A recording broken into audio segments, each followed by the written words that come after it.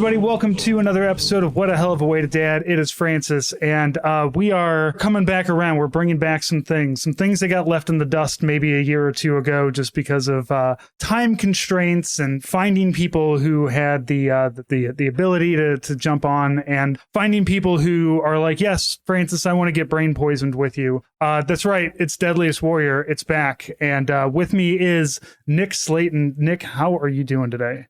I am good. I am traumatized by this episode in the best way. Yes. So for those of you who have been around for a little bit, if you're kind of newer to the podcast, I was systematically going through every episode of Deadliest Warrior with a rotation of guests so that I guess nobody would get like completely psychically damaged by this other than me. It kind of felt about like we're trying to get this episode down specifically, and a couple things just fell through, and then I never picked it back up because and it was one of those like, but this is the Nazis versus the Viet Cong. I want to have something big. I want to have something epic. I want to do, but really I think now it's been so long that I just want to get it down. I want to get it down. I want to talk about it because it's a fucked up episode. And I want to expand, Nick. I want to go beyond Deadliest Warrior because I was sending you all kinds of links of like insane TV shows that existed for like 10 episodes in 2011 on Spike TV specifically that nobody else watched. That's why they only got one episode. And I think there's a lot to dig into there. It was, as you were sending me that stuff, because like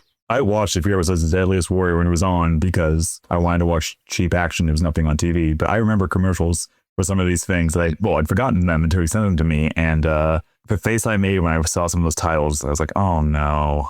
But instead, I mean, I'm not going to call Deadliest Warrior the best show ever, but I'd probably say it's probably the best of that bunch. It is, and that's the reason it got three whole seasons. And they did a lot of backlot jousting and fighting. Always, whenever they do the one-on-one competition at the end, they're always fighting in the same California scrub brush each time.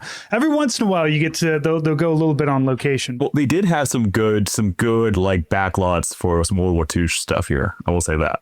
I was surprised. Yeah. And one of the upsides to being, and I wonder, because at this time, and especially in this episode, they go to a gun range, they go to bomb ranges, they do this all the time.